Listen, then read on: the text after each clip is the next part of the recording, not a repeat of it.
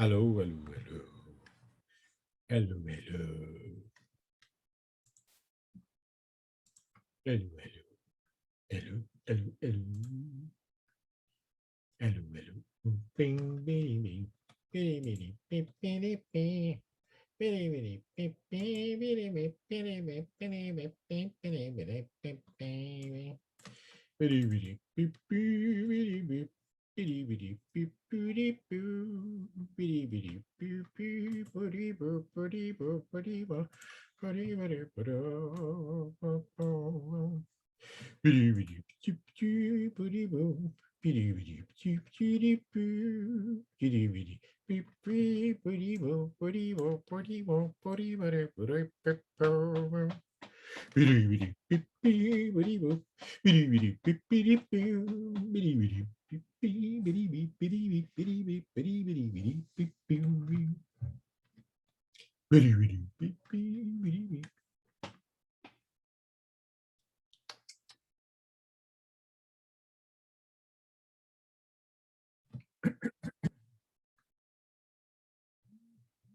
Uh.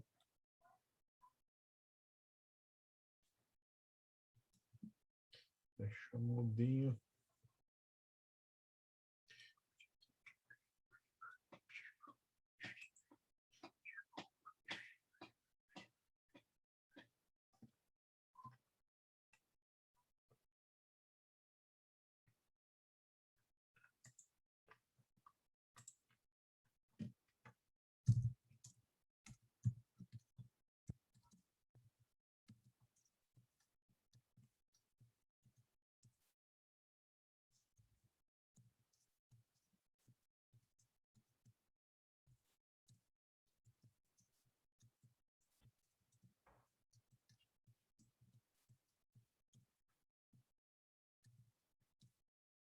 Bidi, bidi, bip, bip, bidi, boo. Bidi, bidi, bip, bidi, boo.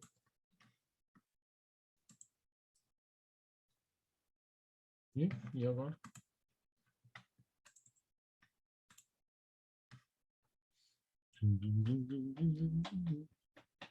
Fracasso, hoje não é ninguém.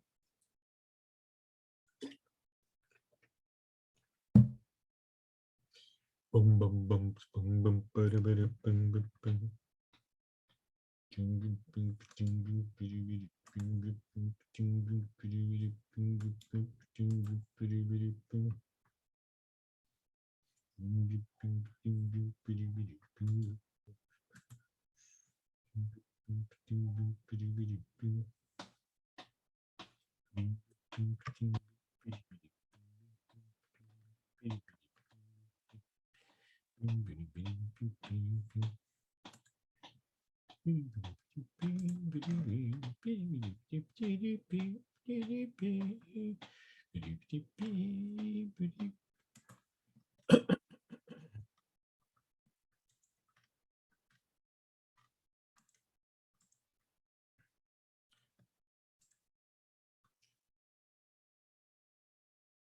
Olá, amiguinhos. Olá, amiguinhos. Alô, alô, turma de casa. E aí? Gente, vejam a entrevista aquela com o Pena. É muito incrível. É muito incrível. Nossa. O Pena Schmidt, ele começou, assim, as coisas que eu já sabia. Ele fez o primeiro PA do Brasil, né? PA é o equipamento de som dividido entre o som que vem para frente, né, para as pessoas assistirem, e o som que as pessoas ouvem no palco. Né? Por que ele fez? Para os Mutantes. Por que ele foi contratado pelos Mutantes? Porque o Pena foi o primeiro cara do Brasil a aprender a mexer num sintetizador. Ele tinha o cargo de operador de sintetizador num estúdio, quando assim, o cara precisava estudar para aprender a operar. Ele era o único cara que, porque ele chegou no estúdio e viu um sintetizador, ele era o único cara que sabia o que era um sintetizador, porque ele tinha estudado engenharia eletrônica e ele adorava esse negócio. E e foi parando na música, assim, por acaso. E aí foi indo, foi indo, foi indo, enfim. O cara que produziu todo mundo, né? Produziu uns 200 discos, incluindo o primeiro dos Titãs, o primeiro do Traje a Rigor, várias coisas do Jorge Ben, e também um grande pensador, assim, eu me lembro, a gente viajou junto em 2004 pelo Brasil, num projeto. Oi, Miriam! A gente viajou junto em 2004 pelo Brasil num projeto Rumos dando palestra. O Pena Schmidt está falando, Miriam, depois ouve que a história é incrível dele. E em 2013, eu acho. Em 2013, o tema era a pirataria, né? Tava todo mundo preocupado com a pirataria, com o download pirata, com todo mundo baixando as coisas piratas e tal. E o Pena dizia, gente, daqui a pouco não vai existir mais esse conceito de ter uma música. Como assim? Não, porque fica todo mundo colecionando, né? Ou tendo vinil, ou tendo CD, ou tendo os arquivos de MP3 com toda a obra do fulano, toda a obra do ciclano. Daqui a pouco tempo isso não vai existir mais. Vai existir o quê? Todas as músicas vão estar numa nuvem e as pessoas vão pagar uma assinatura para acessar essas músicas da nuvem. E as músicas vão estar lá, não vão pesar em lugar nenhum, nenhum computador vai abolir o conceito de propriedade do meu disco. Cara, 5 anos depois começou Spotify, Deezer, todos esses players digitais, né? Mal e mal, eu acho que não tinha nem YouTube naquela. Não, não tinha YouTube ainda. É muito. É doido esse negócio, cara. Quando tu pega umas pessoas assim que são muito iluminadas e que sabem sentir o mundo, né? E daí aquelas coisas, uma época da vida, ele conta ali, ele encheu o saco de gravadora, de trabalhar em gravadora e tal, porque foi demitido de uma gravadora. Aí ele resolveu, o que que eu vou fazer? Ah, eu vou fabricar pipa. Botar uma fábrica de pipa, de pandorga. E aí botou uma fábrica de pandorga. Porque quando ele morava em Londres e dividiu o apartamento com o operador de laser do Genesis, e aí vai indo. O cara deu de presente para ele uma pandorga, uma pipa inglesa de nylon, que era um negócio que ninguém sabia que existia. Aí ele comprou uma máquina de costura, começou a costurar pipa instantânea, que abria e ficou 3 anos fazendo isso. Depois voltou para ser diretor de palco do Free Jazz Festival, e assim vamos indo. Aquelas pessoas que viveram muitas vidas já, uma vida só. Falando do Pena Schmidt, Beth, aquele link que eu mandei na entrevista dele é muito legal. Muito legal. Eu conheço ele há um tempão, mas até para mim tinha coisa que eu não sabia. Por exemplo, essa da fábrica de pipa. Então, daí tu fica te sentindo merda, né? Tu que fez a tua vida inteira mais ou menos as mesmas coisas. O cara se vai para Londres com $100 no bolso, entendeu? É isso. É disso que se trata. Bom, vamos ver aqui, estamos em 8. Ele é o quê? Um produtor? Ele é meio. Ele produziu muitos discos, ele gerenciou espaços importantes, como o Auditório Ibirapuera e o Centro Cultural São Paulo. Ele meio que inventou a função de diretor de palco no Brasil, o cara que coordena num festival, por exemplo, como é que faz para trocar 4, 5, 6, 7 vezes de palco e dar tudo certo, ser tudo rápido. Ele era operador de som dos Mutantes e foi o primeiro cara a operar um sintetizador no Brasil e teve estúdio e produziu. Foi diretor executivo de estúdio também. O cara, no mundo da música, fez mais ou menos meio que de tudo, assim. Uau. E sabe o que é um capacitor, que até hoje eu não sei. Sabe mexer em gerador de frequência. Vocês alguma vez viram um sintetizador de verdade na frente de vocês? É um negócio... O que tem que ser para ser de verdade? Que não tenha nada pronto, que não seja digital, seja analógico mesmo. Que tenha aquele monte de botões com um monte de parâmetros e que tu consegue, quando tu consegue mexer naquilo e achar o som que tu quer, tu tem que gravar, porque quando tu desligar, tu não, ele vai zerar, tu vai ter que começar tudo de novo. Eu peguei uma vez um sintetizador, um Moog de verdade, agora há pouco, quando a gente gravou um vídeo, que a Miriam toca também. Depois de 1 hora tentando tirar algum som razoável, a gente desistiu, e eram 3 pessoas.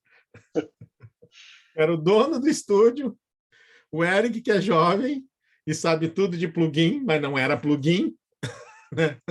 E eu, mexendo os botões lá, tentando, cara. E aí os caras, daí tu dá um valor muito maior ainda para os caras, tipo o pessoal do Kraftwerk, que foram inventando isso, né? Foram inventando um negócio que não existia. Porque esses instrumentos, eles foram criados, aliás, aí já podemos entrar um pouco no papo, porque esses instrumentos sintetizadores eletrônicos, eles foram criados inventados pelo pessoal da música erudita de vanguarda. Eles eram osciladores, geradores de frequência originalmente, que se usava para fazer música eletrônica. Muitos deles não tinham nem teclado, ou seja, não tinham uma nota definida, eram botões, geradores de frequência, osciladores, um negócio que precisa entender de engenharia eletrônica, de comprimento de onda, muito mais do que eu entendo para conseguir explicar. Não consigo nem entender que eu dirá explicar. Eu só sei mexer nos botãozinhos. Não sei, né? Tá aí a prova que eu não consegui. E aí, a partir de algum momento, os caras foram tentando adaptar isso para fazer música popular, primeiro pelo povo do rock. Mas o primeiro disco foi gravado assim inteiro, com um sintetizador Moog, aí já com teclado, era um disco Suited on Bach, que depois virou o Andy Carlos. Eu não me lembro como é que era o nome dele originalmente. Ele foi também um dos primeiros... Walter primeiro e depois Wendy. Walter e depois Walter. Wendy. Isso. Walter Carlos e depois o Andy Carlos. Um primeiro transgênero também conhecido, assim. E ele gravou um disco tocando... Em termos de sintetizador analógico, sim. Na banda que eu tocava na década de 80 tinha sintetizador analógico. Olha só. E quem que mexia nos botões? Um cara que estava estudando música erudita. Ah, viu? É isso. É isso. Porque a gente está acostumado hoje em dia com sintetizadores, depois que entrou o digital, que já vem os timbres prontos, ou então tu mexe, acha um timbre e salva. Tem o visorzinho, né? Hoje é muito comum tinha que isso. botar os fios na frente e ficar mexendo. Isso. Mas É tinha que nem teclado. um negócio que nem uma cabine telefônica, não. Como é que a gente diz? Que nem uma central telefônica, daquelas de filme. Tu puxa um cabo dali, bota aqui, tu puxa o cabo dali, bota aqui. É um negócio enlouquecedor. Mas esses caras da música erudita começaram a inventar isso. Por que eu falei que já tem um pouco a ver com esse assunto? Falando de música eletrônica, Paulo Guedes. Porque vou falar de 2 caras que vêm desse mundo, né? E que conversam muito e que fizeram como poucas pessoas no Brasil, talvez como nenhum outro artista no Brasil, é essa mistura dos procedimentos mais radicais de música erudita de vanguarda com música popular, que são o Arrigo Barnabé e o Tom Zé. O Tom Zé é de 1936. O Arrigo, eu acho que é de 51. O Arrigo é de 51, ele acaba de fazer 70 anos. Eu me lembro quando o Arrigo fez 50, ele me dizendo assim, Arthur, deixa eu te dizer uma coisa, não vai dar, tá? Não vai dar nunca. Eu tinha 30. 30 não, tinha 20 e poucos anos, eu sou de 68, ele é 18 anos mais velho do que eu. Não vai dar nunca, tá? Porque eu tô chegando aos 50 e nunca consegui viver de música. Eu vivo de dar aula, foi secretário de Cultura de São Paulo, de fazer outras coisas, mas só da música que eu faço não deu nunca. Ironicamente, depois dos 50, ele começou a ser muito redescoberto, o Arrigo, por essa geração do século XXI, que começou a ouvir os discos dos pais, principalmente em São Paulo. E aí eu acho que ele fez muito mais show não, ele retomou uma continuidade de trabalho que ele tinha lá no começo dos anos 80, final dos anos 70, começo dos anos 80. Porque depois, anos 90 e anos 2000, foi um ostracismo muito grande para essa turma toda, inclusive Tom Zé, enfim, esses caras de vanguarda, né? Então, falar desses caras de vanguarda. Eu acho que os primeiros caras que têm realmente um gesto de vanguarda no sentido de música popular, de eu vou fazer um negócio que nunca ninguém fez, são o Ari Barroso e o Dorival Caymmi. O Ari Barroso conhecia a música, né? Tinha estudado música. Então, o Ari se propunha, tem uma história muito comentada dele, que ele estava com amigos, inclusive um dos amigos era jornalista, não vou me lembrar agora quem era o jornalista, mas que contou, foi testemunha da história que ele não inventou. Estava com os amigos em casa e sentou no piano e disse: eu vou compor um samba cheio de novidades, diferente de tudo que você já tem ouvido. E 3 horas depois ele tinha feito o Aquarela do Brasil, com testemunhas, e de lambuja ainda com o que sobrou, ele fez uma outra música que é... não vou me lembrar o nome agora, mas que é uma valsa da...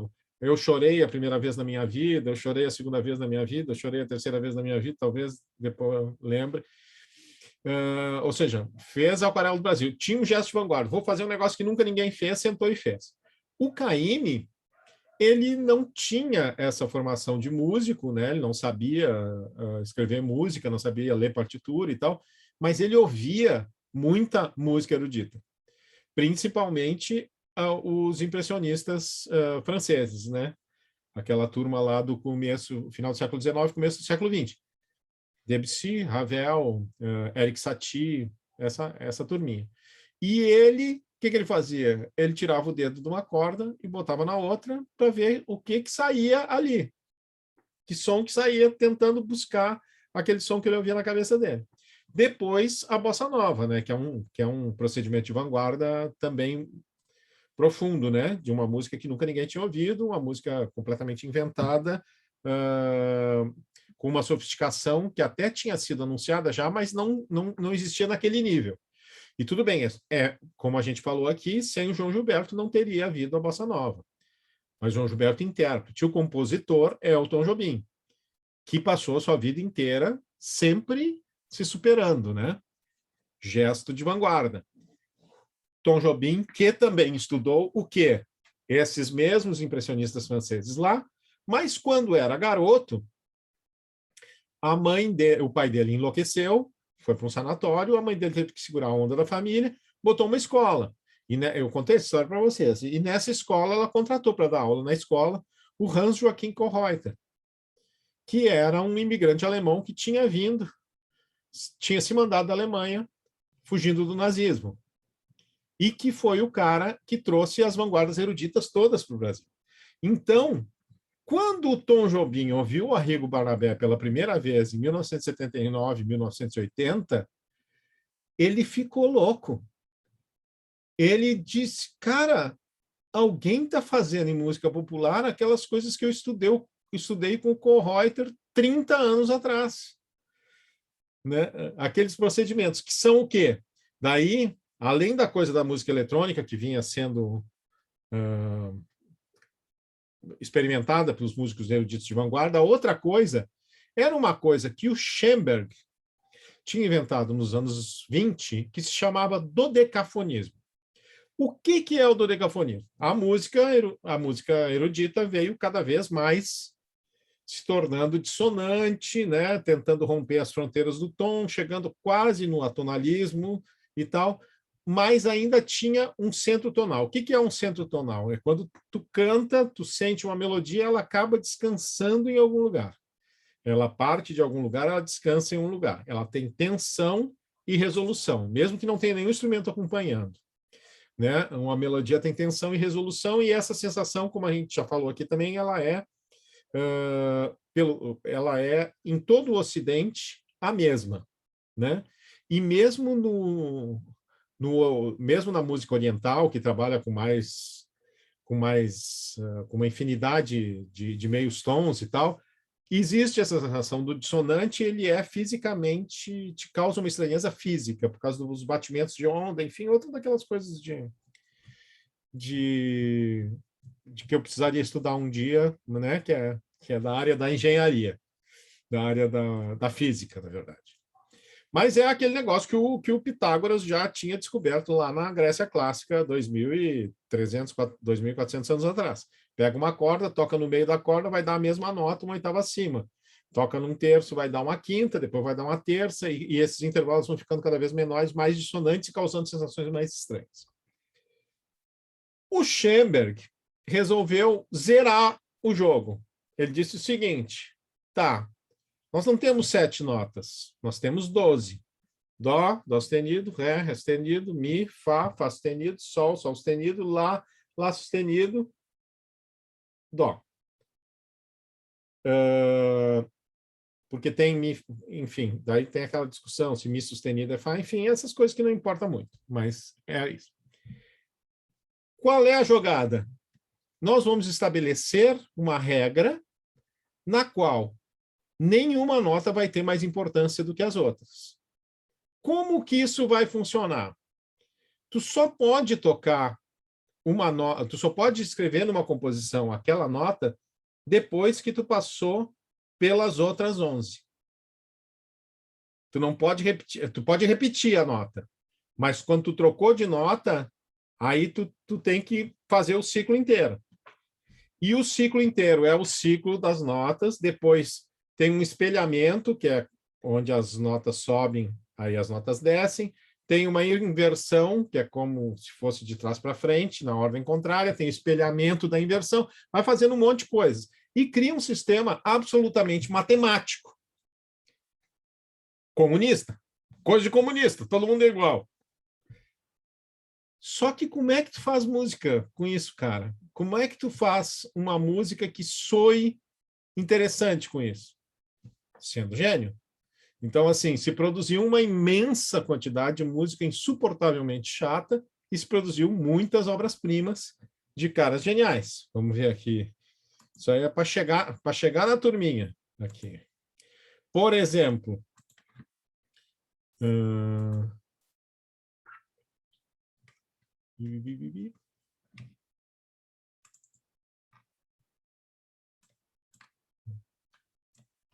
Ups.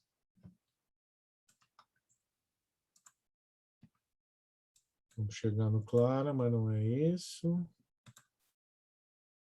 Aqui, em 1935, ou seja, uns 10, 15 anos depois do Schoenberg inventar esse negócio, estabelecer essas regras, já se compôs um negócio. Peraí, eu não habilitei o áudio. Compartilhar tela, compartilhar som. Compartilhar tela. Arthur, isso que tu está explicando dessas notas é que é o dodecafonismo? Dodecafonismo. Tá. Dodecafonismo, porque são 12. Tá. Tá? Que depois vai... Bom, depois é depois. Aqui ainda é dodecafonismo. O Alban Berg já tinham inventado esse negócio, já tinham feito um monte de música que não tem nenhuma emoção, que é só cerebral, e aí o Alban Berg, que era um dos 3 da turma, esse aqui era o Schoenberg, o Alban Berg e o Anton Webern, era o que eles chamam de segunda escola de Viena. Eram os caras que lá em Viena estavam inventando um jeito novo de fazer música. Ele compõe um concerto para violino num clima romântico, assim, de 1890, como se fosse, só que usando essa série de 12 sons.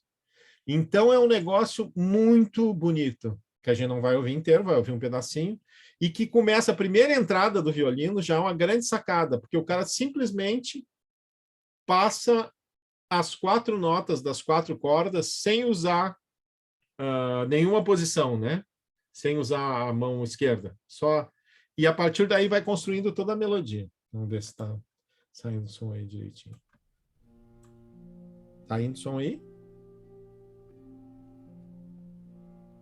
Muito baixinho, né? Ué, o que será que eu estou fazendo que está muito baixinho? Está baixinho, né?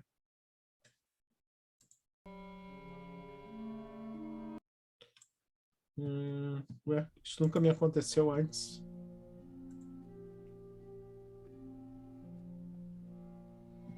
Eu tava ouvindo agora, eu tava ouvindo. Deixa eu ver se eu te dou.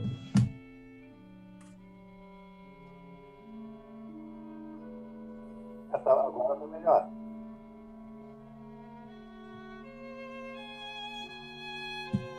Melhorou?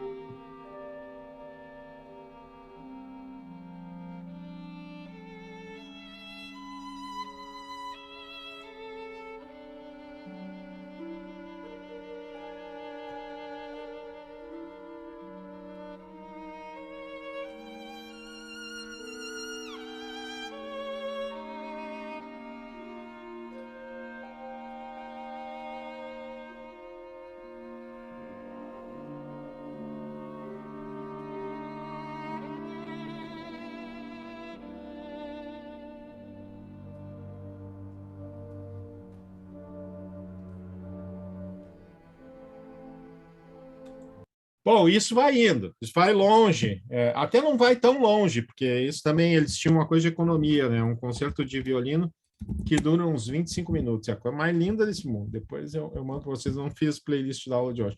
Mas era um tipo de coisa que o Jobim ouvia, que o Arrigo ouvia, que o Tom Zé certamente ouviu, que o Frank Zappa certamente ouviu. É meio assim a nona sinfonia da música contemporânea, né? É uma coisa assim que quem passou por isso, passou. Isso em 1935, tá? Aí, a gente anda um pouco para a década de 50, e aí os caras, em cima desse negócio, tudo isso para chegar no Arrigo e, de alguma forma, no Tom Zé, tá? Em cima desse negócio,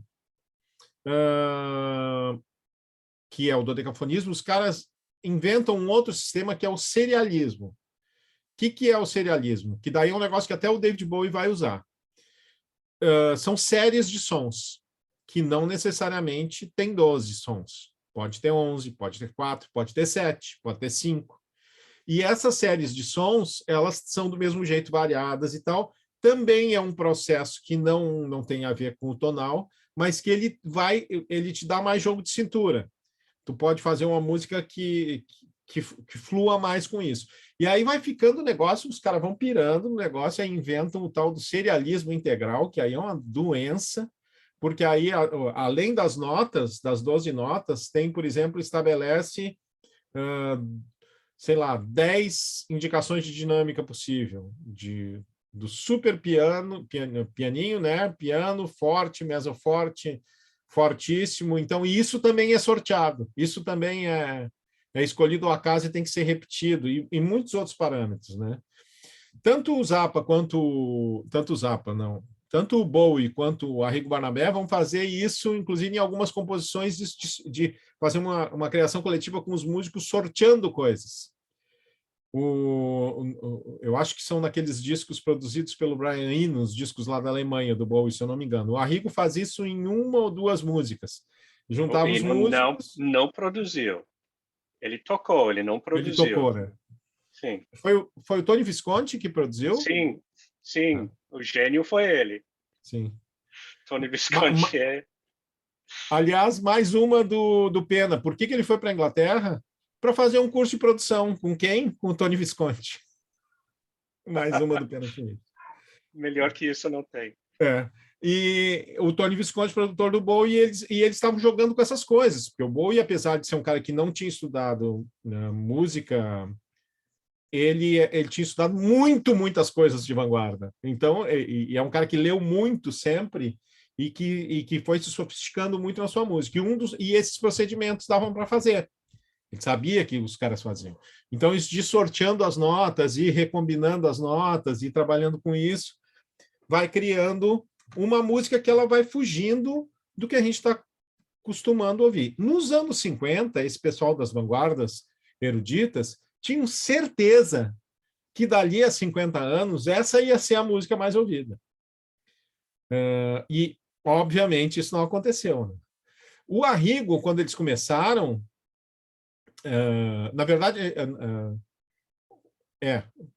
o Arrigo, quando ele começou e deu uma bombada, eles acharam que aquilo também ia se tornar uma música, se não popular, mas uma música que ia ser ouvida por muita gente também, que ia ser um negócio tão comum ouvir uma música super tonal em 2020, quanto uma música que não fosse tonal.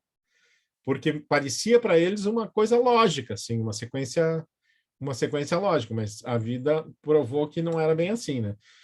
Só um trechinho de uma música do Pierre Boulez, que é um cara daí já de outra geração, de 1925, contemporâneo do Tom Jobim, por exemplo, e que compôs entre 53 e 55 essa aqui, que daí já é serialismo integral. Vamos ver se hoje melhor essa.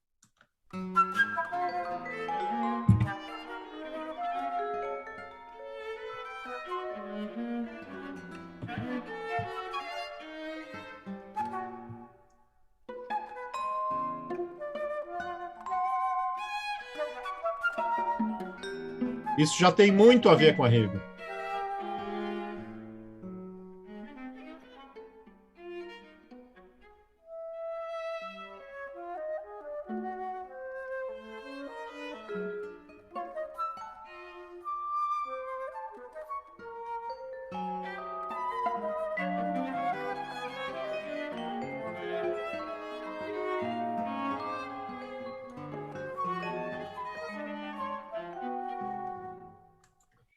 E o que é mais maluco nisso? Parece que é uma música que cada um fazendo qualquer coisa. E, na verdade, é uma música que tem 0% de possibilidade de fazer qualquer coisa, porque ela está toda absolutamente escrita. Claro que aí corre em paralelo na música erudita as coisas que vão se aproximando da música aleatória, que a música eletrônica também é muito improvisada, criada na hora, e essa coisa cada vez mais escrita, cada vez mais escrita. No meio disso, nos anos 50, 60, começou uma certa volta na música erudita para a música tonal, porque ninguém mais ouvia isso, né? Isso aí virou uma música de laboratório que era só escutada por músicos, só tocada pelas orquestras de universidade, pelos grupos de universidade e tal. O próprio Stravinsky, já velhinho, começou a compor coisas. E olha que o Stravinsky é fácil de ouvir. Ele começou a compor coisas neoclássicas, como ele chamava, né? Então, até a OSPA tocou agora há pouco uma dessas coisas bem lindas assim dele. Mas começou a surgir a música minimalista, que era uma música super tonal, mas que trabalhava muito com repetição, repetição, repetição, repetição, repetição, repetição, que é, em última instância, uma das raízes da música popular, de dança, por exemplo. Qualquer música popular que se dance, ela trabalha com infinita repetição de uma célula rítmica, né? Quer um instrumento fique sempre fazendo a mesma coisa, quer todos estejam sentindo a mesma coisa. Então, esse lado da música minimalista acabou pegando, primeiro com Steve Reich, que ficou um pouquinho conhecido, mas daí com o Philip Glass, a partir dos anos 70 e depois nos anos 80, e quando ele fez um filme chamado Koyaanisqatsi, que fez muito sucesso e começou a fazer muitas trilhas de filme, ele se tornou um astro popular, um cara que veio, por exemplo, 2 vezes a Porto Alegre fazer concertos, né? Uma vez com uma orquestra de câmara, outra vez com um duo dele com um violinista. E seria impensável para qualquer outro desses músicos eruditos de vanguarda até então, assim, que alguém no outro lado do mundo pagasse para eles irem lá tocar e que tivesse um Teatro São Pedro cheio de gente para assistir eles. Isso não existia. Então, teve esse momento em que deu a música minimalista, de uma certa forma, trouxe de volta. Depois, outros compositores, mais recentemente, retomando uma coisa não minimalista no sentido de repetir, repetir, repetir, mas minimalista no sentido de se mexer muito pouco, né? Tipo Arvo Pärt, que é um grande compositor da Lituânia, que faz umas coisas muito lindas, muito lindas. Mas, enfim, tudo isso para entender que esses caras trabalhavam com esses elementos. Só que eles queriam fazer música popular. Então, primeiro o Tom Zé. O Tom Zé, do interior de Irará, não tinha TV, não tinha rádio, tinha algum disco. De repente, o cara toma contato, indo para Salvador, com aquela universidade da Bahia, que estava enlouquecida de vanguarda, né? Fazendo... E na área da música, principalmente, com muitos professores europeus ligados a essa turma da vanguarda, e botando minhoca na cabeça dos caras. Então o Tom Zé começou a aprender música já aprendendo esse tipo de música.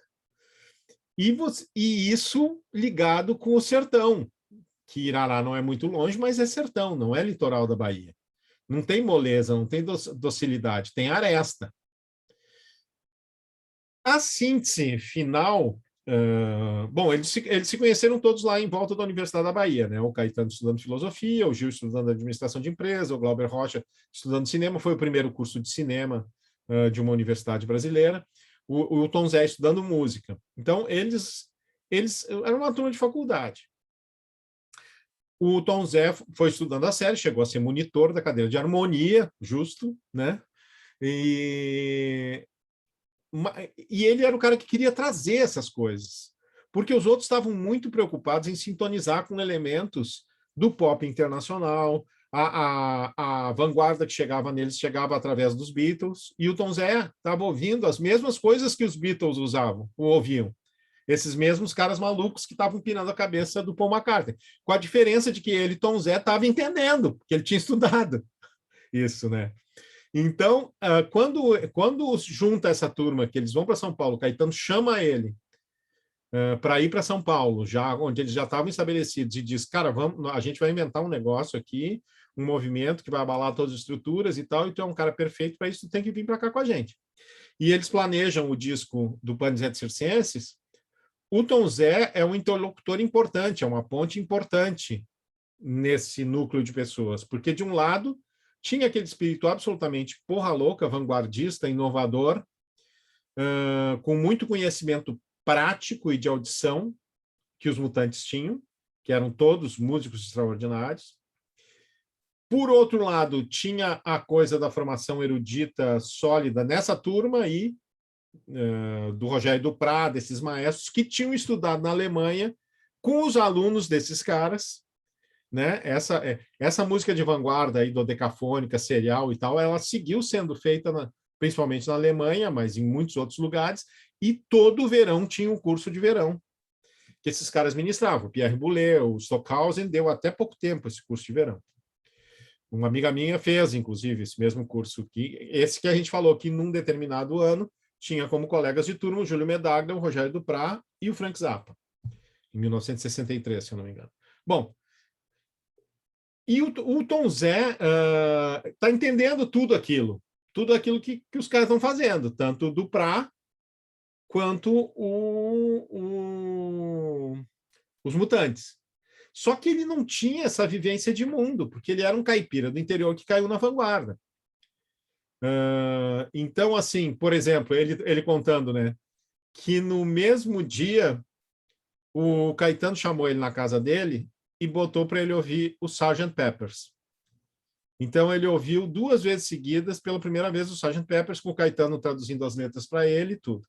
Eles saíram dali e foram para o Teatro Oficina ver o Rei da Vela. Então, dizendo, é um dia que eu nunca vou me esquecer. Tá? Eu ouvi os Beatles pela primeira vez, e a primeira coisa que ele ouviu dos Beatles foi o Sgt. Peppers, e aí foi ver teatro de vanguarda. Bom, como a gente viu, né, os tropicalistas foram embora, deixaram os caras pendurados no pincel, né? Ficou o Tom Zé e a Gal aqui, né? Eles foram exilados, o Caetano e o Gil. E os Mutantes foram entrando numa tripe de fazer rock progressivo, e os caras foram, quem segurou a peteca foi o Tom Zé. O Tom Zé começou a trabalhar com publicidade e começou a tentar experimentar coisas, porque ele nunca fez sucesso como fizeram o Caetano e o Gil. Ele começou a experimentar coisas que dialogassem de alguma forma, assim, uma possibilidade dele fazer algum sucesso com uma coisa esquisita, a mirada dele esquisita sobre o mundo, e mais o fato dele trabalhar com publicidade, fazendo jingle e tal. Foi uma coisa meio errática esse começo de carreira dele, até que ele ligou o foda-se, pensou, esse negócio não vai dar mesmo, e resolveu usar as coisas todas que ele tinha aprendido num disco que se chama Estudando Samba, que é de 75 ou 76, não me lembro exatamente, que é onde ele vai usar esses procedimentos de música atonal, de polirritmia, de música minimalista, tudo para fazer canções e arranjos de samba. Vamos ouvir uma música desse disco.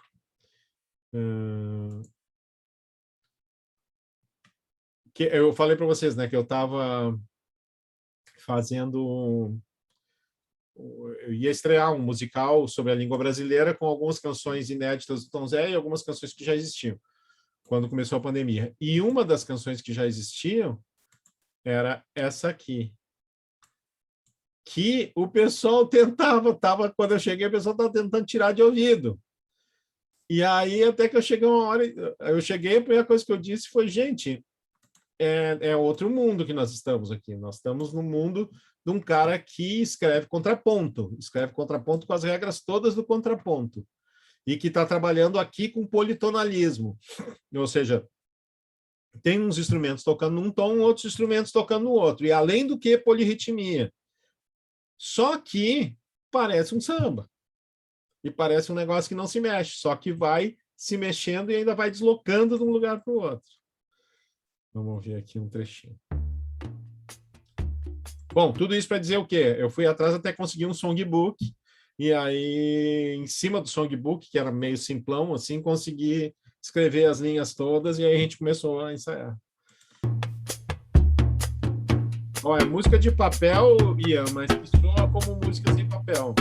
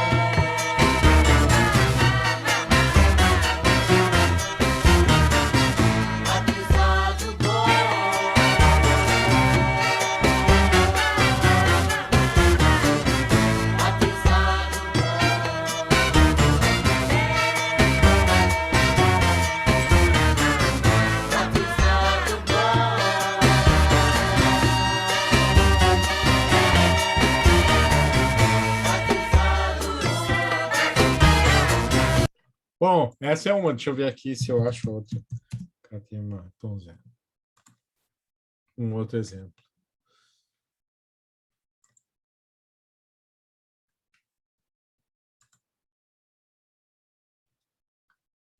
Ah, esse disco aqui, né? Que é outro dessa mesma época.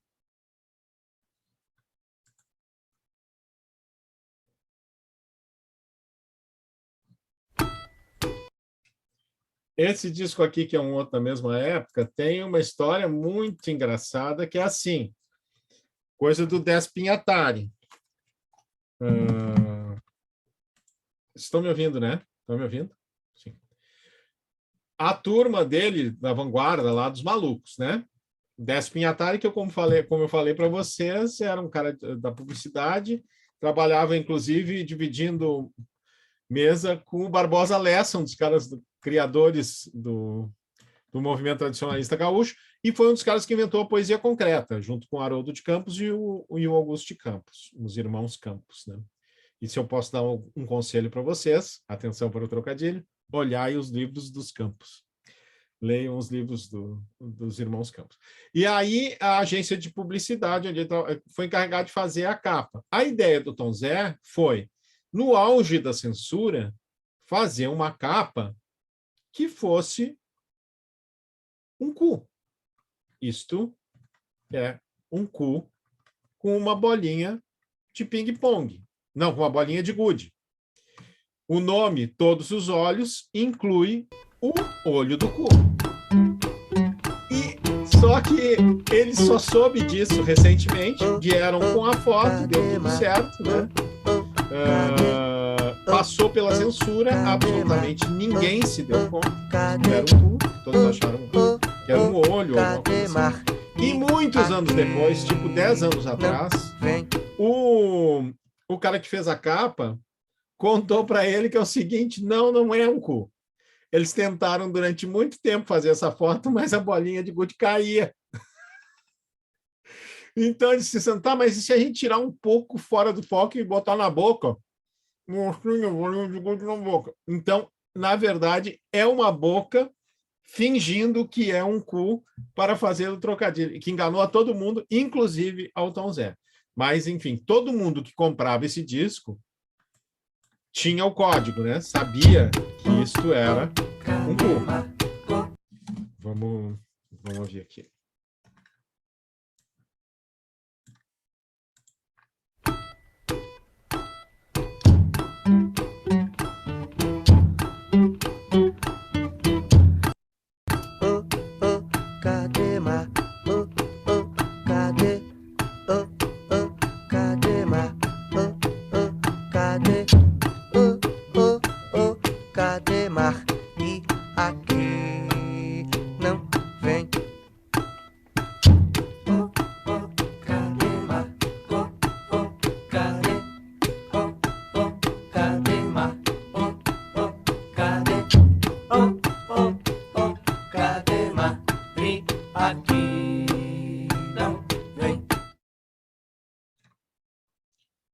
Canções assim, né? Opa!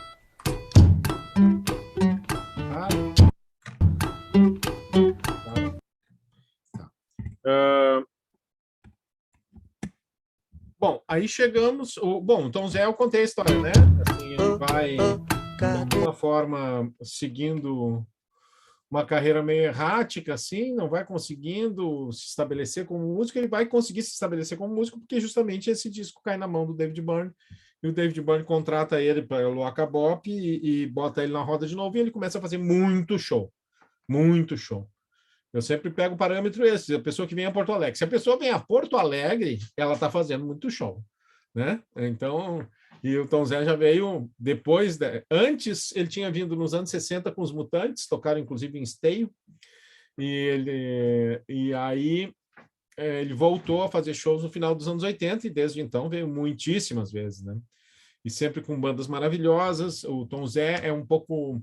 Tu não sabe muito o show dele, né? Às vezes o show é maravilhoso, às vezes não dá muito certo, porque ele é muito anárquico e ele mesmo se auto-sabota às vezes, assim. Mas eu vi... A maior parte dos shows que eu vi do Tom Zé, eu vi uns 6, eu acho que 4 foram excelentes. Um foi mais ou menos e um foi bem ruim. Mas vale a pena arriscar. Até porque é um senhor que está... Espero que ele volte a fazer show, né? Certamente ele vai voltar, que está com 86 anos, né? E com aquela energia impressionante. Bom, veja, tem muita coisa do Tom Zé que eu botei ali no grupo, né? Que na playlist da última aula. Bom, aí a gente pega esses malucos, também periférico, também do interior. O Fischer que diz, vanguarda é um negócio periférico, interiorano. Quem está no centro não precisa se preocupar em fazer vanguarda. Quem está fora do centro é que precisa dar um jeito de chamar a atenção. E aí tem que fazer vanguarda. O Arrigo é de Londrina, interior do Paraná, né? Na sua adolescência, estava lá morando também a Cida Moreira, uma grande cantora de São Paulo, mas que estava morando em Londrina, e o Itamar Assunção, que também tinha nascido no interior de São Paulo e estava morando em Londrina. Então, era uma turma muito interessante. O Arrigo, seu irmão Paulo Barnabé, que é um grande músico também, o Arrigo foi estudar muita música, e aí eles saíram de Londrina e foram para São Paulo.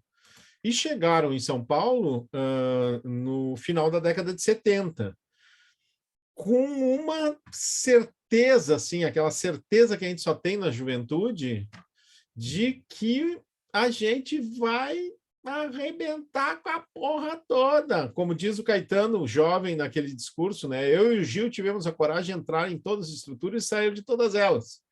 Essa era a cabeça deles, dessa turma, Itamar, Arrigo, que daí vão estudar na Escola de Comunicação e Artes da USP, a ECA, e lá encontram outras pessoas também, não do curso de música, mas que também estão fazendo miséria, que são o Luiz Tati, que já tinha o grupo Rumo desde 1972, que eles investigavam a mistura da fala com o canto, né? Qual o limite da fala e do canto. Aliás, acabou de estrear, eu acho, numa dessas plataformas, acho que Globoplay, ou, enfim, o documentário sobre o Rumo, eu acho que eu mandei o link aqui. É impressionante, é muito bom, muito original, enfim. E o Premeditando Break, que era um grupo que pegava firme no humor, mas eles eram, muitos deles, alunos de música também, então tinha um monte de coisa de vanguarda misturado ali naquela coisa que aparentemente era uma bobagem. Aparece um festival da TV Tupi e eles se inscrevem nesse festival. E eles tocam o terror no festival.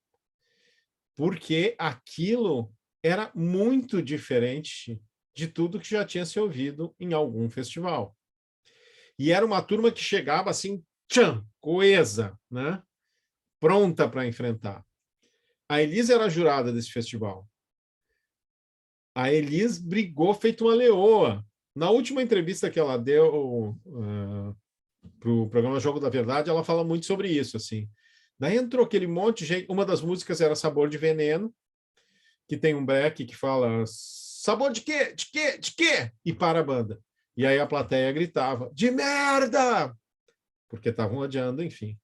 E a Elis dizendo, e eu maravilhada com aquilo, e eu brigando, e aí eu vinha para casa e brigava com os músicos, brigava com os meus amigos, dizendo, vocês são uns idiotas, não estão entendendo nada, isso é maravilhoso. Logo depois isso vai se espalhando, né? Da Elis para o Tom Jobim. Pouco antes o Arrigo tinha procurado o Rogério Duprat, para o Rogério Duprat fazer o arranjo dessas músicas para eles apresentarem no festival. E o Rogério disse para ele, cara, não tenho que mexer aqui. Tu já compôs esse negócio arranjado, esse esquema aqui do dodecafônico, todo encaixado, tudo isso aqui, eu não vou conseguir fazer melhor. O que eu faço é o seguinte, eu te dou o estúdio de graça aqui, o Rogério tinha um estúdio, vocês podem gravar aqui. Gravem aqui o que vocês quiserem. Gravaram um primeiro compacto com uma música bem esquisita e uma música bem lírica, que esse também sempre foi uma ponte do Arrigo, né, entre essas coisas bem seriais dodecafônicas e uma ligação com a modinha lá de 100 anos atrás, que é um negócio que ele sempre gostou muito das canções brasileiras dos anos 30, 20, antes até. Então, de um lado tinha uma modinha, do outro tinha uma música bem esquisita, e esse compacto caiu na casa do Tom Jobim. Foi quando ele teve esse alumbramento e o Tom Jobim virou o chato do Arrigo. Todo mundo que ia na casa dele, ele mostrava, eu preciso te mostrar esse disco. E mostrava. Paulinho da Viola pirou no negócio, pirou com eles. Caetano, evidentemente, pirou, e Caetano, daí, quando pira, conta para todo mundo e bota nas músicas, né? O Caetano, daí, em 85, fez Língua, né? O primeiro rap gravado no Brasil, que ele fala, que tem Elza Soares, que ele fala e Arrigo Barnabé e Maria da Fé, e Arrigo Barnabé, e compõe canções em parceria com a Arrigo. O Paulinho da Viola compõe também em parceria com a Arrigo. A Gal Costa grava coisas do Arrigo. Então tem um momento em que a gente acha que esses caras vão pintar principalmente o Arrigo. Mas aí não conseguem entrar na indústria, não conseguem nunca passar. Tem vendagens boas dos seus discos, porque nesse momento, começo dos anos 80, a cena independente brasileira estava forte. Então, o Clara Crocodilo vendeu 35 mil cópias. Esses outros discos dos caras vendiam isso aí, 30 mil, que era o que o Caetano e o Chico vendiam 10 anos antes, no começo dos anos 70.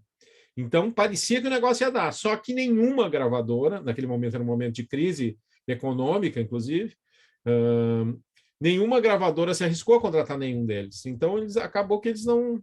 O Arrigo depois tentou ser pop, foi um desastre, porque daí ele não conseguiu conquistar um público pop, ele não sabia fazer música pop, ele perdeu o público que ele tinha e não ganhou outro, e levou muito tempo até se recuperar e tal.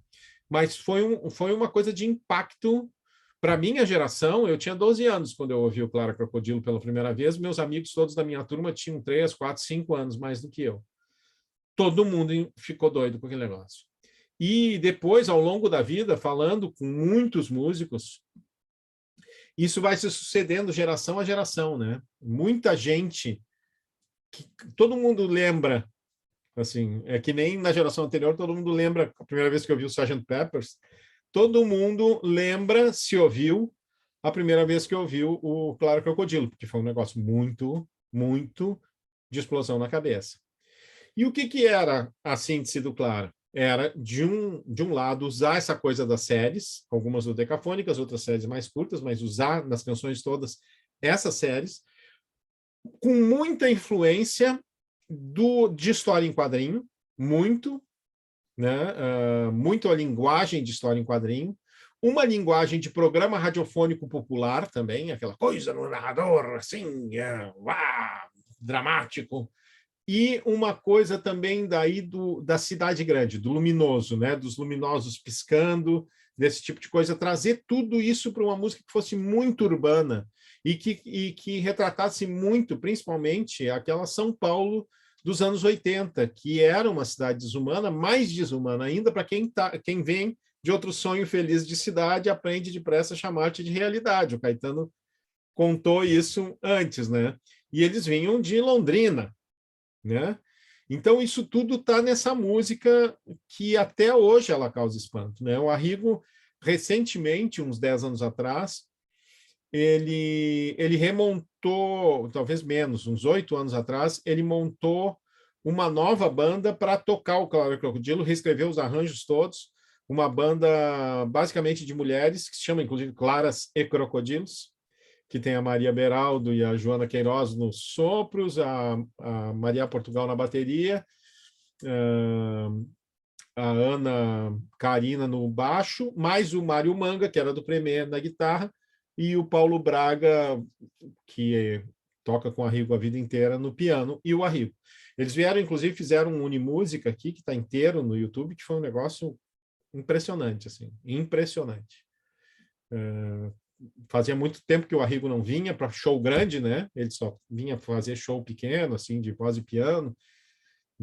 E foi um negócio impressionante a comunhão de palco plateia, o Teatro Reitor absolutamente lotado, e o impacto das pessoas, não só as pessoas da minha geração, como gente muito mais jovem que tinha ouvido falar e nunca tinha ouvido os caras. Também eles foram para Buenos Aires, foram para o Chile nessa época, foi uns poucos anos atrás, foi um negócio bem impactante para a carreira do Arrigo. Vamos ver aqui onde é que está.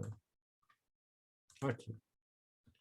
Bom, tem que ouvir o Clara, tem que ouvir inteiro, né? Dá para ouvir em Drágias, se você se chocar num primeiro momento, mas é um negócio meio fundamental. Mas vamos ouvir uma música aqui, que é a que tem mais esse negócio, assim, do...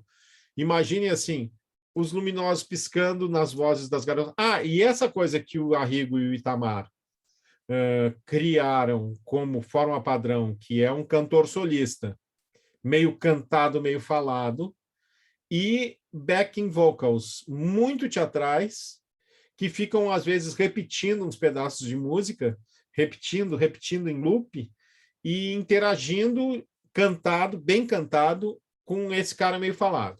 É uma fórmula que, curiosamente, ela acabou sendo muito usada no rap também, né? Um refrão cantado e um negócio falado antes. Mas, principalmente... Tá tocando. Ah, tá. Principalmente, ela deu a ideia para duas bandas, a Gangue 90 e as Absurdettes, que foi uma das precursoras do rock brasileiro dos anos 80, do Júlio Barroso, que influenciou muita gente, como, por exemplo, o Lobão e o Cazuza, e a Blitz. A Blitz, que foi a banda que estourou o rock brasileiro nos anos 80 e que tinha aquele mesmo formato, de um cantor meio cantado, meio falando, e umas backings que ficavam repetindo trechos de música. Eu levei muitos anos com essa desconfiança, até que um dia eu consegui, caiu na minha frente para eu entrevistar o Evandro Mesquita, que era o líder da Blitz. E eu perguntei para ele, cara, até que ponto o Arrigo e o Itamar têm a ver nessa fórmula? Ele disse, tudo. Nunca ninguém tinha me perguntado isso. E a gente se espantava que as pessoas não se dessem conta disso, mas é exatamente isso. A gente pegou a fórmula, que super funcionava, tirou toda a esquisitice e fez a Blitz. E a gente era muito fã deles, porque a gente era de grupo de teatro, era do Trate Milhão, era de um grupo de teatro de vanguarda, que tinha ido para São Paulo e tinha ficado muito impactado com aquilo. E o Arrigo e o Itamar começavam a vir para o Rio também, a se apresentar no disco voador, no Circo Voador e tal, e aquilo nos impactou muito para a música que a gente ia fazer. Como a gente não tinha estudo, o que a gente sabia fazer era aquilo. E era ótimo, porque daí a gente fazia um negócio muito simples que todo mundo gostava, usando aquela ideia genial das coisas de bate e volta. Né? Arthur, deixa eu só te perguntar uma coisa que eu perdi. Era o Arrigo, Itamar e uma outra pessoa, uma mulher lá em Londrina. A Cida Moreira. Ah, tá. Cida Moreira. Obrigada. E passou a adolescência lá. Aqui, ó, exatamente o que eu estou falando. A Blitz tem influência disso total. Então, vamos ouvir aqui. Deixa eu ver como é que... Eu estou... que está muito baixo esse volume, cara. Já fucei em tudo. Tá baixo para vocês também? Isso aqui não tem graça. Ouvir. Tipo aquela do Tom Zé, que eu botei antes. Aquilo é música que tem que ouvir no talo, muito alto. Vamos ver aqui. Bom, depois vocês ouvem.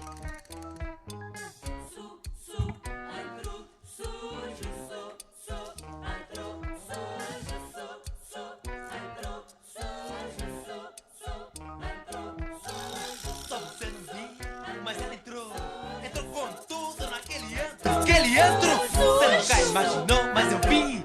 No luminoso estava escrito Diversões eletrônicas. Só você não viu, mas ela entrou com tudo naquele antro. Aquele antro. Você nunca imaginou, mas eu vi. No luminoso estava escrito Diversões eletrônicas. Só você não viu, mas ela entrou com tudo naquele antro. Aquele antro. Você nunca imaginou, mas eu vi.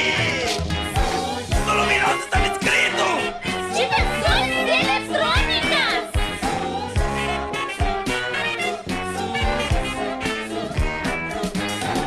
Só você não viu, mas ela entrou com tudo naquele antro. aquele antro sul. Você nunca imaginou, mas só viu. No luminoso estava escrito Diversões eletrônicas. Só você não viu, mas ela entrou com tudo naquele antro. Aquele antro Você imundo. nunca imaginou, mas só viu. No luminoso estava escrito Diversões eletrônicas. era um balcão de batir fórmica vermelha. Era um balcão de batir fórmica vermelha. Era um balcão de batir fórmica vermelha. Era um balcão de batir fórmica vermelha. Você ali naquele balcão, Olha que chorando, embriagado. pedia, garçom, mais um. Mas ele te avisou, você já bebeu muito, já bebeu demais. Vai pra casa, moleque. E você foi cambaleando até o telefone tocou. Ele discou.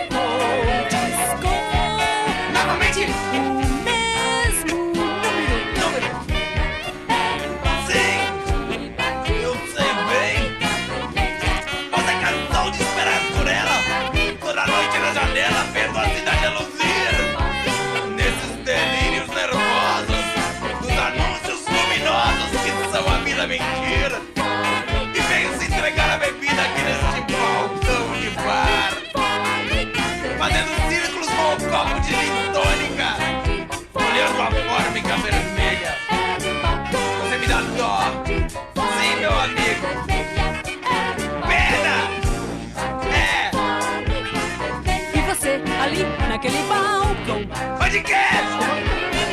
Chorando, embriagado. Eu pedia, quero só mais um. Mas ele te avisou, você já bebeu muito, já bebeu demais. Vai pra casa, moleque. E você foi cambaleando até o telefone. Telefone público. Ele discou, discou, discou. Novamente. O mesmo número. Número.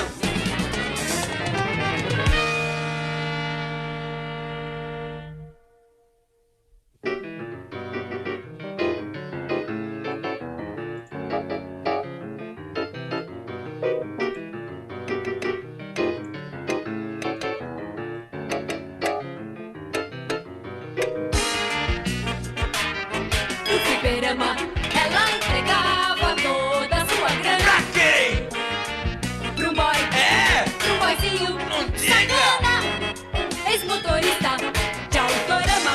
Agora viciado nessas máquinas de corrida. Viciado. Que tinha ganho fama pela sua perícia como volante. E pelo tratamento violento que dispensava seus amantes. Mas também ele era feroz. Tanto que ele deixou a marca dos dentes dela no braço pra depois mostrar pro delegado. Se acaso ela fosse queixar da surra que levou por causa de um ciúme incontrolado.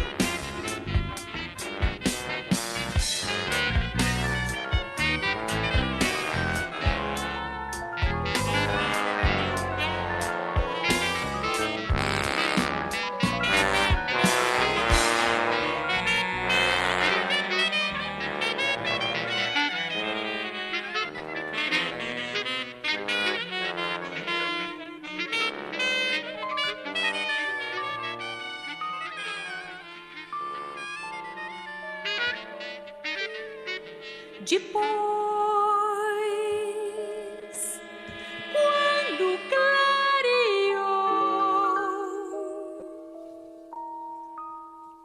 e eles foram pro hotel, ela viu um bêbado jogado no chão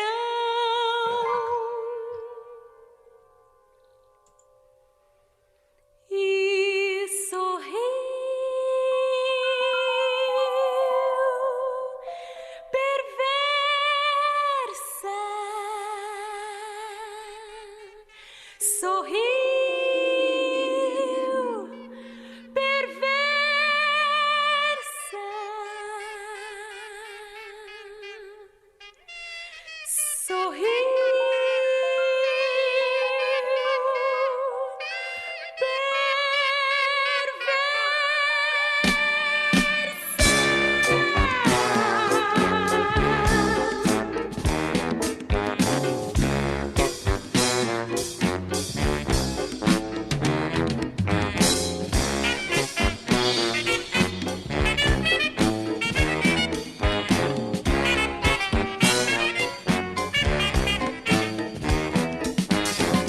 Só você não viu, mas ela entrou com tudo naquele ano. Aquele antro sujo. Você nunca imaginou, mas o quê?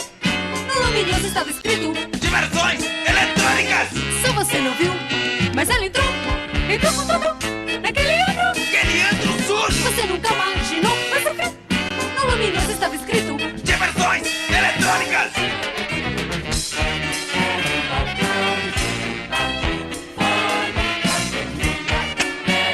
Você ali bêbado, embriagado, brincando E com o você garçom, ali naquele balcão. fazendo círculos com o E você ali naquele Leva dó. balcão.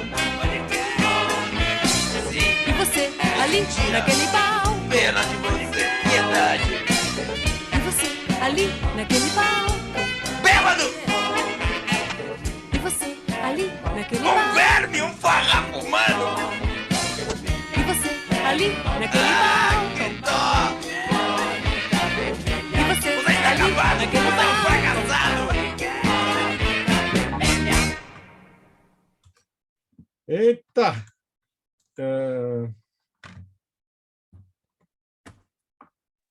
Tá, e a versão infantil disso se chama Flix.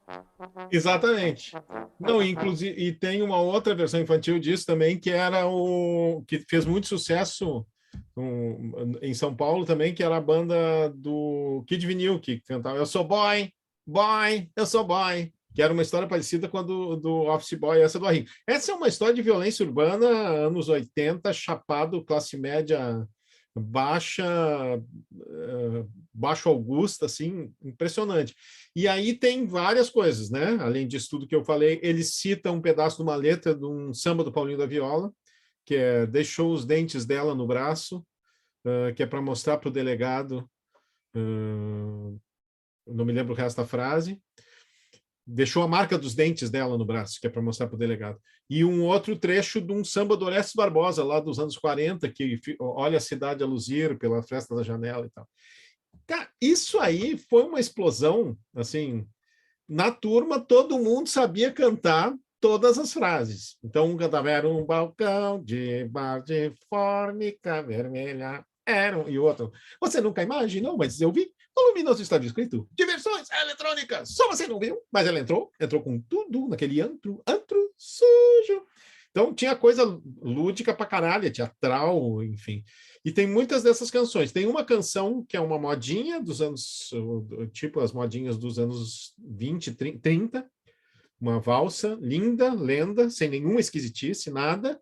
E tem umas canções mais camerísticas, assim, tem várias dessas. De uma forma geral, o álbum conta a história desse... Tem 3 ou 4 canções que se juntam e conta a história desse office boy, que daí, deprimido, ele se oferece para ser cobaia num experimento de uma vacina nova, de uma droga nova, para ganhar um dinheiro. E aí a droga transforma ele no Clara Crocodilo. Então, que já tinha, inclusive, essa coisa de gênero na época, né? Porque o Arrigo falando, assim, que eles moravam em comunidade e tal, e essa convivência com travesti, era como se dizia, na época, transgênero era travesti, né?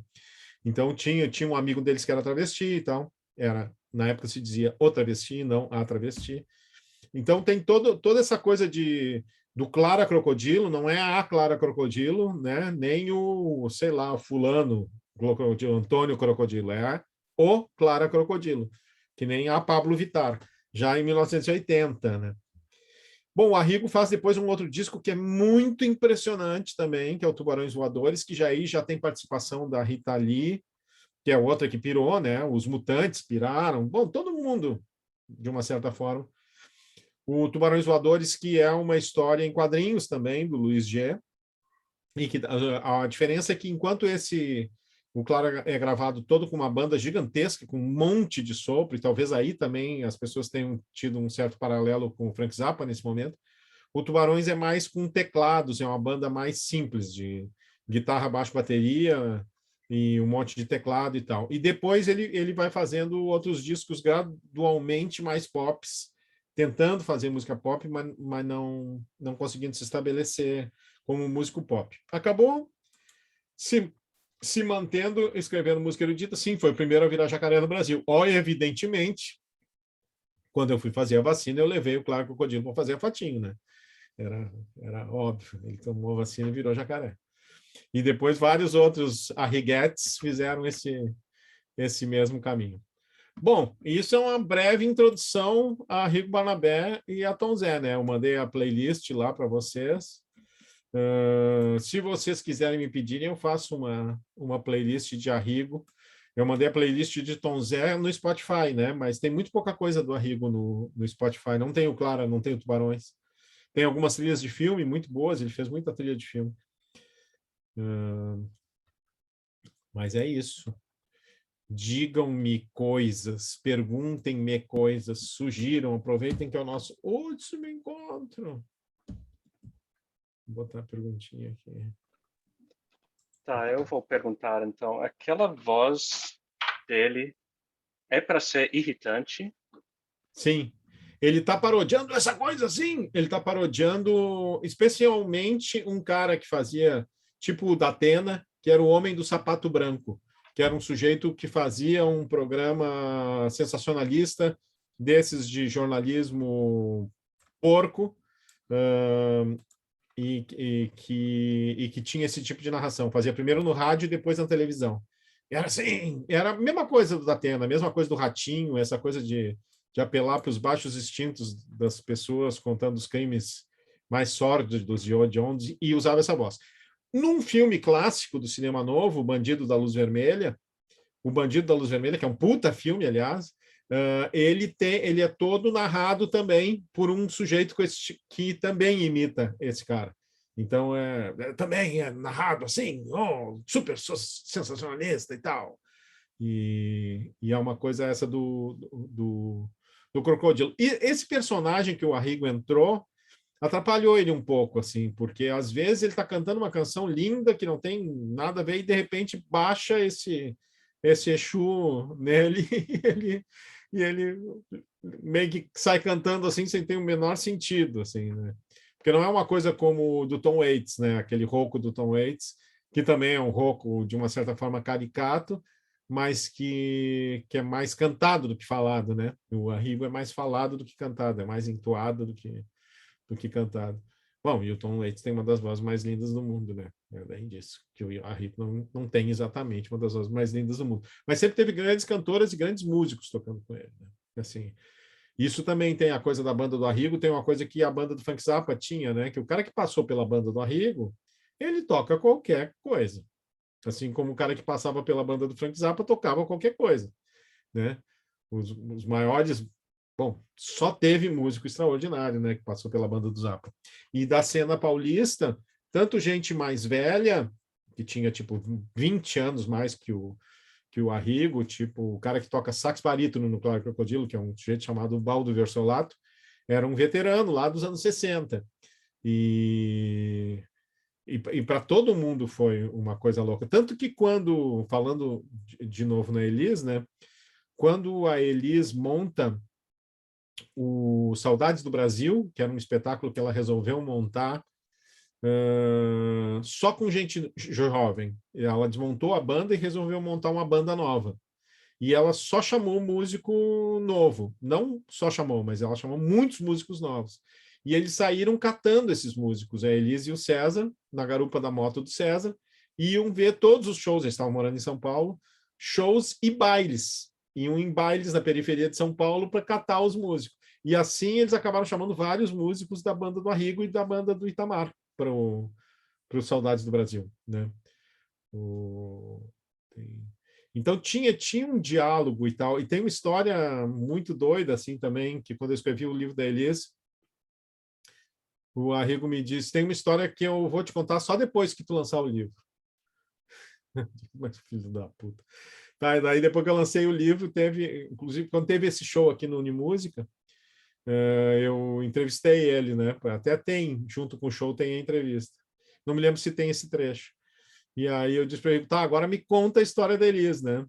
Porque nessa última entrevista que a Elis dá, os caras perguntam para ele, escuta, e por que tu não grava esses caras? Por que tu não grava o Itamar, o Arrigo, né? E aí ela diz, eu sou uma senhora de 35 anos que sou, assim, eu sou o cânone. Não é esse termo que ela usa, mas é isso. Eu sou a senhora MPB. Eu tenho uma coisa assim instituída, que ela também não usa o termo mainstream, mas ela queria dizer assim, eu sou o mainstream da MPB.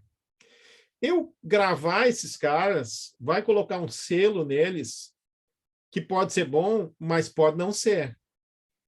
Eu acho que é mais importante que eles venham com os seus próprios intérpretes, com as suas próprias cantoras dessa mesma geração, e tinha várias, e que isso vá construindo, e não um negócio de cima para baixo.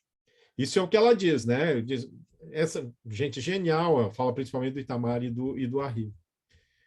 E eu sabia que aí tinha um dente de coelho, né? Daí eu perguntei para o Arrigo, tá, e o que houve afinal, né? Que é quando ele me disse, não, só te conto depois que saiu o livro. Aí depois que saiu o livro, ele contou, assim, a Elis chamou ele na casa dele, depois de assistir eles no festival, e disse, cara, seguinte, ó, próxima música que tu inscrever no festival, eu que vou cantar.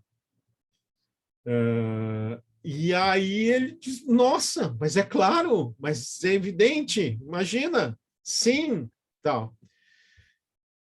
Foi dar uma entrevista, logo em seguida, o Arrigo, e aí perguntaram para ele quem que ele estava, né, como é que estava sendo a repercussão da obra dele. Ele disse, não, tem muita coisa legal acontecendo, né? O Tom Jobim gosta da minha música.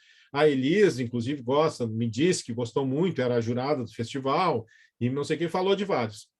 Os jornalistas, né, Adriano? Essa nossa raça.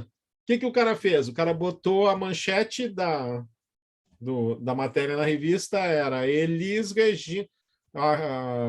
Arrigo Barnabé diz que vai ser gravado por Elis Regina, ou Elis Regina vai gravar Arrigo Barnabé, alguma coisa assim. Que ele não disse. O que ele fez, o idiota?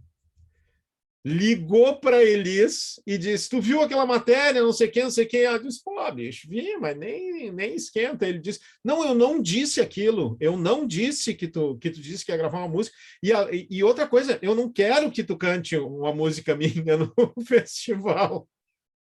Ele tentando remendar, ele dizendo, foi a maior cagada que eu fiz na minha vida. E a Elis me dá aquele tapa de luva depois naquela entrevista, dizendo, não, esse pessoal tem que ser gravado pelo seu próprio pessoal e tal, né? Não tem uma senhora que nem eu gravar a música dessa turma e tal.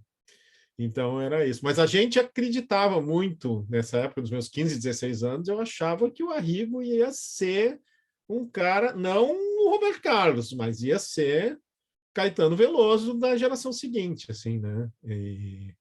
O que aconteceu, o que tem acontecido, não no Brasil inteiro, mas em São Paulo, muito nos últimos 15 anos, é que o Itamar, que já morreu, virou um nome consagrado. Assim. Todo mundo fala no Itamar, todo mundo grava as músicas do Itamar.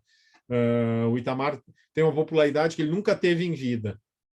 Mas a música do Itamar é bem mais simples que a do Arrigo, né? Mas também tem um nível de sofisticação muito grande. E aí muito mais gente gravou, né? Porque é muito mais canção. Então a Zélia Duncan gravou um disco só do Itamar. A Cássia Eller gravou músicas do Itamar, mas ela gravou do Arrigo também. Então tem essa turma que foi sendo redescoberta, principalmente nos paulistas dos últimos 15 anos, que é aquela coisa clássica. As crianças que nasceram nos anos 90 começam a fuçar os discos dos pais e vão descobrindo esses discos e vão pirando, né? Teve também muitos grupos de lá incensando o Rumo também. E essa coisa cíclica, né? Vamos ver o que o mundo dá voltas. Então vou ver o Arrigo Barnabé entronado. Mas, por outro lado, ele tem tido sempre muito público em tudo que ele apresenta em vários lugares do mundo. Ele tinha que ter construído uma carreira europeia, na verdade. Assim como o Tom Zé conseguiu construir uma carreira nos festivais de jazz e uma carreira nos Estados Unidos apadrinhada pelo David Byrne, o Arrigo tinha que ter conseguido se estabelecer num circuito de festivais e tal. Ele foi algumas poucas vezes e sempre causou muita impressão. Eu me lembro quando ele foi recentemente para a Argentina, assim, que também foi super lotado, num lugar muito grande, e todos meus amigos argentinos chocados, assim, quem é essa gente? Cara, que música maravilhosa e tal, e muito impressionados com a banda das meninas. Podemos fechar vendo as meninas, então, deixa eu achar aqui. Vamos ver. Arrigo Barnabé.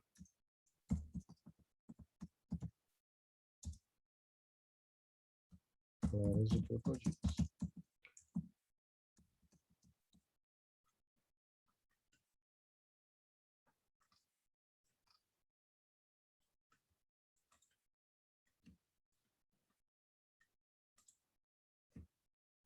Onde é que tá?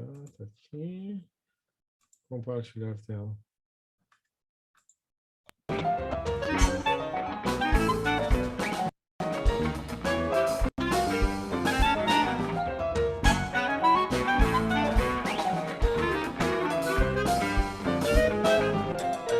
Aqui no Unimúsica.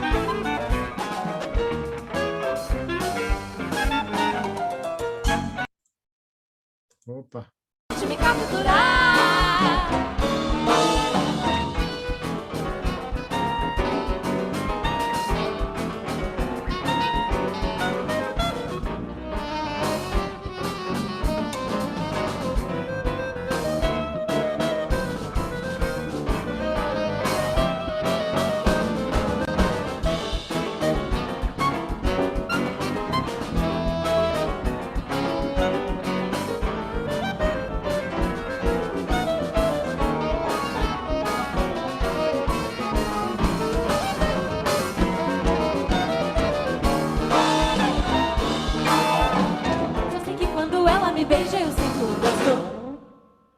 gosto de sal? Não. Um gosto de mel? Não. Um gosto de manga? Não. Um gosto de samba? Tem uma marca do frutu.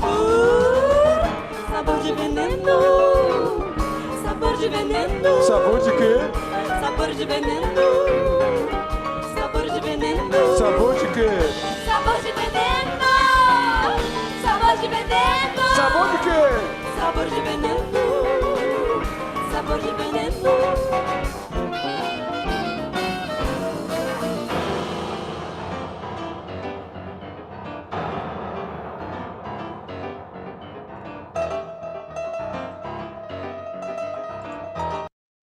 Se eu acho outro trecho aqui.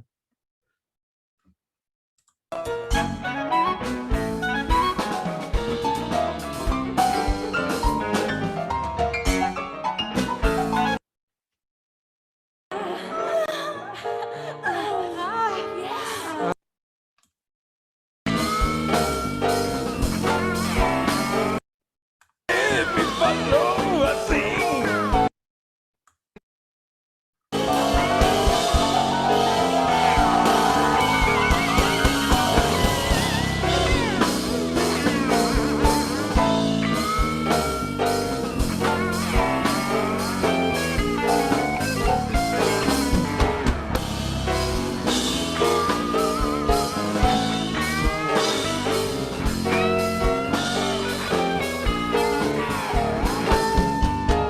Você me falou assim. Vem, bebe, se você de mim. E a luz se apagou. Então eu senti na pele. Você, seu corpo em febre. Juro que eu nunca imaginei amor. Quanta sensualidade. Você estava tão sensual naquela noite. Juro que eu nunca imaginei amor. Quanta eletricidade. Você estava mesmo louca, Como um animal. dizendo aqueles palavrões, pedindo mais, mais, mais. Orgasmo total. Orgasmo total. Orgasmo total. Orgasmo total. Orgasmo total. Orgasmo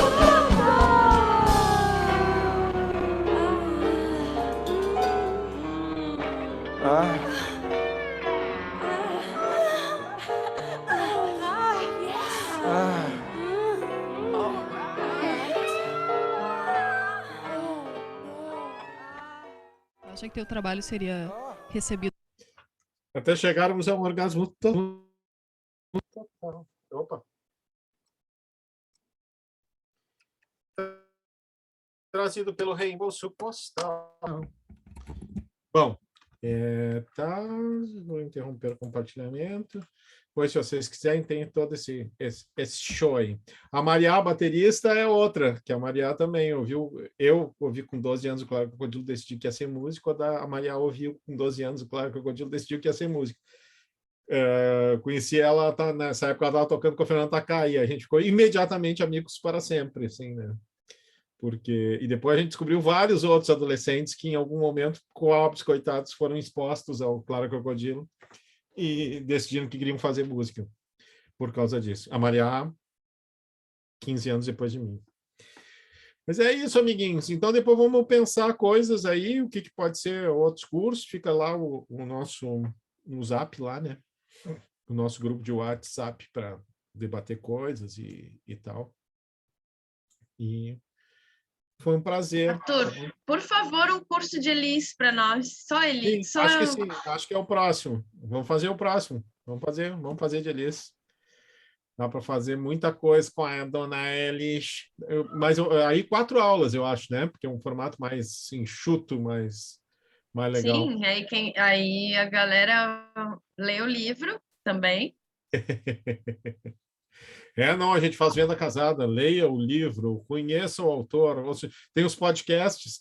Eu fiz os podcasts do livro da Elis, que não é eu lendo o livro, né? Mas cada podcastzinho é eu contando contando o que eu escrevo naquele capítulo. Tá no Spotify também, Elis, uma biografia musical. E tem como podcast e tem uma playlist que eu fiz com todas as músicas que estão no livro, na ordem que elas aparecem no livro. Dá umas 45 horas de Elis, mais ou menos. Mas daí eu fiz uma coisa mais sensata, que é uma playlist só com o melhor de Elis. Elis, uma introdução, que daí ninguém merece, só uma pessoa muito dodói. Certo?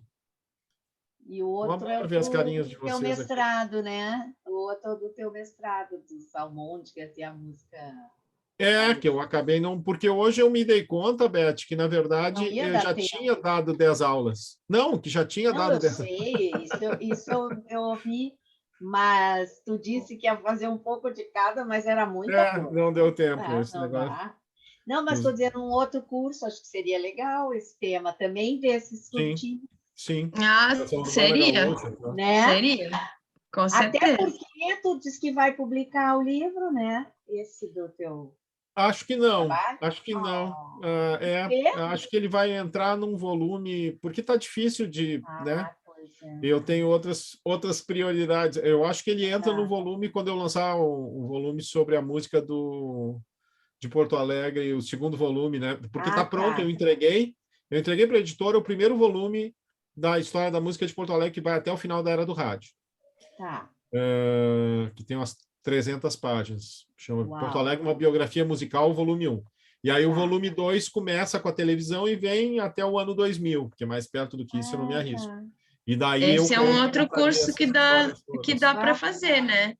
O curso da história da música de Porto Alegre também é um curso bacana. Exatamente. E isso é uma coisa que eu penso Mas esse muito, não dá gente. para 4 encontros. Não. Isso eu fico imaginando muito, assim, imagina se a Universidade Federal do Rio Grande do Sul tivesse um curso de música popular, né? Se tivesse, hipoteticamente, não seria uma cadeira interessante, ou talvez na extensão, uma história da música da cidade, mas não sei, vai que um dia, né, a URGS bota um curso de música popular e se interessa. Já falou com a Lu Brás? Tu já falou com o povo de lá? Várias vezes. E não adianta, sim. Que pena. Não, já propus para fazer como curso de extensão, alguma coisa assim, mas sempre vai para o departamento de vamos ver. Daí eu dou essa cadeira de história da música popular na extensão da Letras, né? Que é ótima. Tem sido uma experiência muito boa. Mas um negócio especificamente sobre a música de Porto Alegre, eu acho que seria bem legal. Pois é. Mas vamos vendo, então. Vamos fazendo. Aguardamos, então. Alguém está vendo no telefone, pode fazer um print de tela e me mandar, porque eu estou vendo no computador, eu não sei fazer print de tela no Mac. Eu estou no computador também. Tu está aí no telefone, Miriam? No telefone só aparece 4 de cada vez. Não tem todo mundo. Mas dá para sabe fazer o print do computador? Não sei onde. Alguém sabe onde é que faz? Eu acho que eu sei. O Mac eu não sei. É Ctrl o quê? Eu mando aí depois no grupo. Hã? O Matheus tu conseguiu, Matheus? Aham. Então tá. Eu ia dizer que dava para fazer aqui também, ó. Mas aí vai ficar... Não, mas isso aí é nada como um jovem. Sempre tu já não é mais jovem, Miriam. Já tem um cara muito mais jovem que tu sabe fazer. Print. Tá, Arthur, outros cursos muito obrigado. Vamos todo mundo sorrir, que daí a gente faz um print bonitinho. Isso. Então foi. 1, 2, 3 e já. Todo mundo sorrindo. Deu. Já vou mandar ali.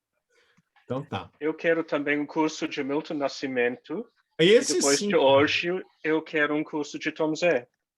Tá.